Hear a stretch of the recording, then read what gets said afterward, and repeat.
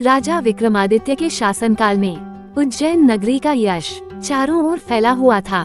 एक से बढ़कर एक विद्वान उनके दरबार की शोभा बढ़ाते थे और उनकी 9 जानकारों की एक समिति थी जो हर विषय पर राजा को परामर्श देते थे तथा राजा उनके परामर्श के अनुसार ही राजकाज संबंधी निर्णय लिया करते थे। एक बार ऐश्वर्य पर बहस छिड़ी तो मृत्युलोक की भी बात चली। राजा को जब पता चला कि पाताल लोक के राजा शेषनाग का ऐश्वर्य देखने लायक है और उनके लोक में हर तरह की सुख सुविधाएं मौजूद हैं, चूंकि वे भगवान विष्णु के खास सेवकों में से एक हैं, इसलिए उनका स्थान देवताओं के समकक्ष है। उनके दर्शन से मनुष्य का जीवन धन्य हो जाता है।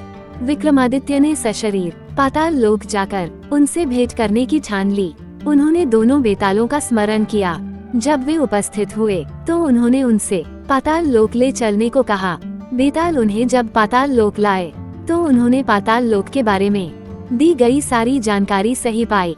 सारा लोक साफ सुथरा तथा सुनियोजित था। हीरे जवाहरात से पूरा लोक जगमगा रहा था। जब शेषनाग को खबर मिली कि मृत्युलोक से कोई सशरीर आया है तो वे उनसे मिले। राजा विक्रमादित्य ने पूरे आदर तथा नम्रता से उन्हें अपने आने का प्रयोजन बताया तथा अपना परिचय दिया। उनके व्यवहार से शेषनाग इतने प्रसन्न हो गए कि उन्होंने चलते वक्त उन्हें 4 चमत्कारी रत्न उपहार में दिए।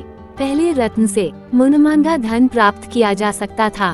दूसरा रत्न मांगने पर हर तरह के वस्त्र तथा आभूषण दे सकता था। तीसरे रत्न से हर तरह के रथ, अश्व तथा पालकी की प्राप्ति हो सकती थी। चौथा रत्न धर्म कार्य तथा यश की प्राप्ति करा सकता था। काली द्वारा प्रदत्त दोनों बेताल स्मरण करने पर उपस्थित हुए तथा विक्रम को उनके नगर की सीमा पर पहुंचाकर अदृश्य हो गए। चारों रत्न लेकर अपने नगर में प्रविष्ट हुए ही थे कि उनका अभिवादन एक परिचित ब्राह्मण ने किया। उन्होंने राजा से उनकी पाताल लोक की यात्रा तथा रत्न प्राप्त करने की बात जानकर कहा कि राजा की हर उपलब्धि में उनकी प्रजा की सहभागिता है। राजा विक्रमादित्य ने उसका अभिप्राय समझकर उससे अपनी इच्छा से एक रत्न ले लेने को कहा। ब्राह्मण असमंजस में पड़ गया और बोला कि अपने परिवार के हर सदस्य से विमर्श करने के बाद ही कोई फैसला करेगा। जब वो घर पहुंचा और अपनी पत्नी, बेटे तथा बेटी को सारी बात बताए तो तीनों ने 3 अलग तरह के रत्नों में अपनी रुचि जताई। ब्राह्मण फिर भी किसी निष्कर्ष पर नहीं पहुंच सका और इसी मानसिक दशा में राजा के पास पहुंच गया। विक्रम ने हंसकर उसे चारों के चारों रत्न उपहार में दिए। अगले दिन 17वीं पुतली विद्यावती ने सुनाई राजा भोज की अनोखी गाथा। सिंहासन की 17वीं पुतली की कहानी के लिए चैनल पर बने रहिए।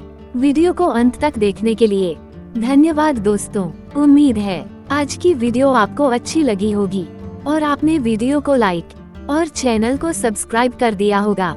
आपके सपोर्ट के लिए धन्यवाद दोस्तों।